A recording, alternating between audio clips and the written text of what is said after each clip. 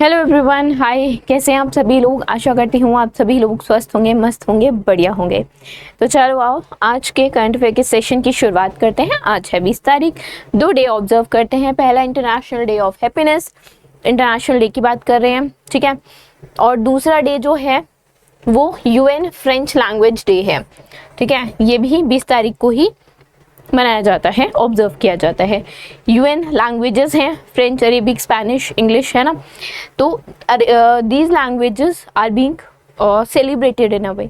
तो UN French language day जो है वो 20 तारीख को हम ऑब्जर्व करते हैं, राइट। आगे चले, चलो क्वेश्चन ही आ गए, देखते हैं। पहला, आरबीआई ने, रिजर्व बैंक ऑफ इंडिया ने इशू किया है नोटिस। इनमें से किस बैंक्स को इशू किया है नोटिस कि वो जो उनके न्यू को ब्रांडेड क्रेडिट कार्ड्स है ना, उनको डिस्ट्रीब्यूट करना, उनको बांटना रोक दे। मतलब जिन कस्टमर्स के पास हैं को ब्रांडेड क्रेडिट कार्ड वो तो ठीक है, जिनके पास नहीं है, जो न्यू कस्टमर्स हैं, उनको प्रोवाइड ना करें, ठीक है। तो ऐसा इन्होंने कहा है आरबीआई ने फेडरल बैंक और साउथ इंडियन बैंक को। साउथ इंडियन बैंक नाम से ये त्रिशूर केरला में, नाम से आपको पता चल रहा है कि केरला या साउथ की साइड इसका हेडक्वार्टर होगा।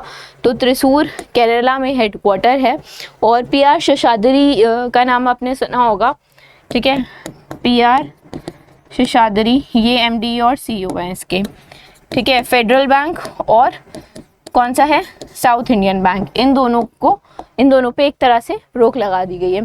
साउथ इंडियन बैंक की बात करोगे तो like both can not on board new customers, right. And जो आरबीआई की मास्टर डायरेक्शन है उसके according they can not issue that. अगर साउथ इंडियन बैंक की बात करोगे तो को ब्रांडेड क्रेडिट कार्ड जो है इन्होंने state bank of India, that is जो एसबीआई है, उसके साथ पार्टनरशिप करके दे हैव लॉन्च। और 2 वेरिएंट्स में अवेलेबल है ये, एक प्लैटिनम है, एक सिंपली सेव नाम से 2 वेरिएंट में अवेलेबल है, ठीक है। जो एग्जिस्टिंग है उनको तो सर्विस प्रोवाइड करेंगे, न्यू कस्टमर को they can not on board in that way, right. आगे चलते हैं। लेटेस्ट डाटा रिलीज किया गया है आरबीआई के द्वारा ही। इंडिया का जो फॉरेन एक्सचेंज रिजर्व है वो बढ़ गया है, वो इंक्रीज हो गया है। वो 10 बिलियन यूएस डॉलर से 650 आप कह सकते हैं 636 बिलियन डॉलर, सॉरी मिलियन नहीं, बिलियन डॉलर हो गया है, राइट। सो काफ़ी चेंजेस आए हैं अगर बात करें तो as of the 8 March 2024। And जो बिगेस्ट सर्ज है अभी तक 14 जुलाई के बाद से it has been seen. Forex reserve जो है वो एक्सपैंड किए हैं 6.5 बिलियन यूएस डॉलर से 625 बिलियन यूएस डॉलर तक। And according to weekly statistical supplement जो आरबीआई रिलीज करता है, फॉरेन करेंसी एसेट्स जो है वो भी बढ़े हैं 8 बिलियन डॉलर से 550 बिलियन डॉलर के अराउंड, ठीक है। ग्लोबल रिजर्व जो है वो भी बढ़े हैं, वो भी 2.3 बिलियन डॉलर से 50 बिलियन डॉलर हुए हैं। स्पेशल ड्राइंग राइट्स जो हैं वो भी it increases to like 31 million से 18 बिलियन यूएस डॉलर। एंड जो रिजर्व पोजीशन है आईएमएफ में वो भी बढ़ गई है, वो भी 19 मिलियन यूएस डॉलर थी and it goes to 4.82 billion US dollar, ठीक है। This is according to the report. So these all are the like kind of data that you need to just think of it, like you just need to remember भी ऐसा नहीं कि by heart, it's that you should know that, right। चलो आगे चलते हैं। मार्च में ही defence minister Rajnath Singh ji ने अप्रूव किया है कि वो जो एनसीसी है, नेशनल क्रेडिट कॉर्प्स, इसका जो नंबर है, जैसे अभी भी काफ़ी 1.5-2 लाख के around they are people right in NCC. तो दे ही सेड कि और जो वैकेंसियाँ हैं और लोगों को लाया जाएगा। तो कितने और लोग आएंगे? अप्रॉक्स 3 लाख और लोगों को जोड़ने की बात की है राजनाथ सिंह जी ने, ठीक है। And NCC will now sanction, अभी 2 मिलियन कैडेट्स हैं, ठीक है। सबसे बड़ा यूनिफॉर्म्ड यूथ ऑर्गेनाइजेशन है। एक्सपेंशन जो किया गया है, देखो डिफरेंट स्टेट्स, डिफरेंट यूटीज में, ताकि नंबर ऑफ जो कैडेट्स हैं, नंबर ऑफ जो वैकेंसीज है वो ऑन एन एवरेज जो डिस्ट्रीब्यूशन है वो प्रॉपर हो एंड वेटिंग लिस्ट जो है वो रिड्यूस हो। अगर एनसीसी की बात करोगे, नेशनल कैडेट कॉर्प्स एक्ट 1948 के तहत ये बनी है। मोटो क्या है? Unity and discipline. And headquarter कहाँ है? नई दिल्ली में, न्यू दिल्ली में, राइट। चलो आगे चलते हैं। किस स्टेट के कैबिनेट ने हाल ही में अप्रूव किया है रीनेमिंग हुई है, बेसिकली रीनेमिंग कहाँ हुई है? महाराष्ट्र में हुई है। किसको क्या रीनेम किया है? अहमदनगर डिस्ट्रिक्ट को अहिल्या नगर के नाम से रीनेम किया गया है। अहिल्या बाई होलकर का नाम आपने सुना होगा, मराठा क्वीन है, ठीक है, 18वीं शताब्दी की। तो द क्वेश्चन से इसकी कौन सा किस स्टेट की कैबिनेट ने, और ये अभी की बात नहीं है, ये मई 2023 की बात है, राइट, जब एकनाथ शिंदे जो सीएम थे, ठीक है, उस टाइम पे this has been announced, right. And following the approval Curry Road जो है उसका नाम भी बदल के लाल बाग रख गया। संदहर्स्ट रोड जो है उसका नाम बदल के डोंगरी रख दिया गया। मराइन लाइंस जो है वो मुंबा देवी के नाम से रीनेम किया गया। कॉटन गार्डन स्टेशन काला चौकी चरण रोड को रीनेम किया जाएगा। गिरगांव डोंकियार्ड रोड को मजगांव किंग सर्कल को रीनेम किया जाएगा। तीर्थाट तक पार्श्वनाथ के नाम से। और कैबिनेट ने जो है मुंबई सेंट्रल रेलवे स्टेशन जो है उसका नाम भी बदलने के लिए रिपोर्ट जो है वो मिनिस्ट्री ऑफ रेलवे को भेज दी है, मिनिस्ट्री ऑफ रेलवेज को भेज दी है। और क्या they are going to like क्या नाम रखने वाले हैं? नाना जगन्नाथ शंकरा श्रेष्ठा स्टेशन, ठीक है। तो ये नेमिंग जो है वो काफ़ी समय से चल रही है और अभी तक ये चीज़ें ये कंटिन्यू है, ठीक। क्वेश्चन आप एक्सपेक्ट कर सकते हो, रीनेमिंग पे आ जाता है, कभी कभार पूछ लेता है। जब स्टार्ट हुई थी तब तो क्वेश्चन पूछे थे। आगे चलते हैं। Which country has recently conducted successful test of its first ever laser weapon, जिसका नाम है ड्रैगन फायर जो है वो यूके ने बेसिकली लॉन्च किया है, कंडक्ट किया है एक सक्सेसफुल टेस्ट ड्रैगन फायर। आप कह सकते हो Dragon Fire is a drone, kind of a drone, high powered laser है ये, and it is basically design to target and neutralise drones, ठीक है। लेज़र है, इट्स नॉट लाइक, ठीक है, आई पार्डन माई सेल्फ, तो it is a laser that is basically to neutralize drone and it offers a potentially low cost alternative to the traditional that like big ones जो missiles हैं उसका छोटा alternative है। easy कह सकते, easy नहीं, आप cost effective कह सकते हो, ठीक है। and laser weapon जो है ये ड्रैगन फायर जो laser weapon है, it is expected to significantly reduce जो हम expensive और extensive एम्यूनेशन पे, वेपन पे जो हम खर्चा करते हैं उससे एक छोटा ऑल्टरनेटिव है, कॉस्ट इफेक्टिव है। एंड आर्मी और रॉयल नेवी दोनों जो है ड्रैगन फायर को यूके की यूज़ करने वाले हैं। लंदन जो है वो कैपिटल है। ऋषि सुनाक का नाम आपने सुना होगा, पीएम है। पॉन्ड स्टर्लिंग जो है इसकी कैपिटल है, सॉरी करेंसी है। कैपिटल तो लंदन हो ही गई ना, ठीक है, लंदन कैपिटल हो गई, पॉन्ड स्टर्लिंग करेंसी हो गई, ठीक है। ऋषि सुनक जो है पीएम हो गए, ठीक। चलो आगे चलते हैं।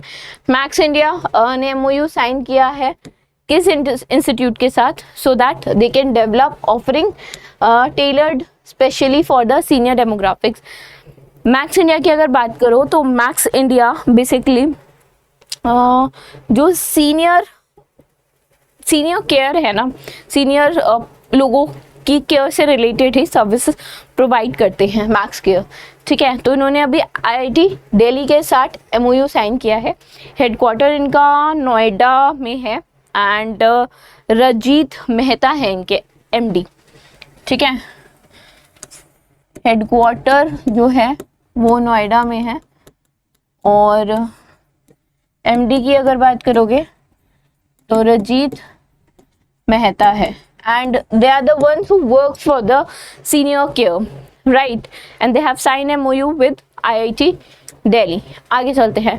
सचिन रविंद्रा बन गए हैं सबसे यंगेस्ट क्रिकेटर जिन्होंने सर रिचर्ड हैडले मेडल को जीता है। एंड इसके साथ हमें बताना है कि ये जो हैं वो किस देश की क्रिकेट किस देश की क्रिकेट टीम के खिलाड़ी हैं।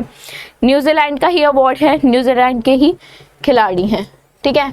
ये अवार्ड जो है रिचर्ड हैडले मेडल, ये बेसिकली रिचर्ड हैडले जो हैं वो बहुत ही, आप कह सकते हैं बहुत ही ऑनर्ड नाम है अगर न्यूजीलैंड के पर्सपेक्टिव से देखो, या वैसे भी, ठीक है। न्यूजीलैंड क्रिकेटर रहे हैं, इनके नाम पे ही जो है वो मेडल 2011 में जो है वो मेडल को इज अ वे रिकॉग्नाइज किया, मेडल लाया गया, ठीक है। जो भी उम्दा प्रतिभा जिनमें होती है, बहुत अच्छा खेलते हैं, उनको रिकॉग्नाइज किया जाता है विद दिस मेडल, राइट।